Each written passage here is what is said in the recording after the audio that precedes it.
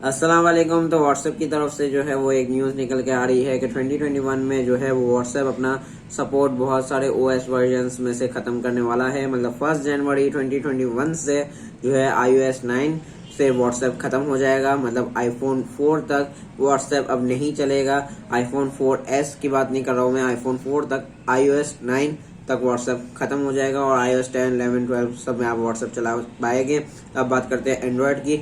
यहाँ पे Android version 4.0.3 तक जो है वो व्हाट्सएप का सपोर्ट खत्म हो जाएगा। व्हाट्सएप ने यहाँ पे कुछ डिवाइसेस जो है वो मेंशन भी किए हैं, जिसमें HTC का डिजायर आ जाता है, Motorola Droid Razr, LG Optimus Black और सैमसंग गैलेक्सी S2 आ जाता है। और यहाँ पे हर साल व्हाट्सएप ऐसा करती है, कुछ वर्जन्स में से जो है वो अपना सपोर्ट खत्म कर देती है, क्योंकि उनके लिए जो है वो फीचर्स और अपडेट्स लाना जो है वो मुश्किल हो जाता है बहुत सारी डिवाइसेस के लिए। तो इसलिए वो जो है OS सपोर्ट कम कर देती है।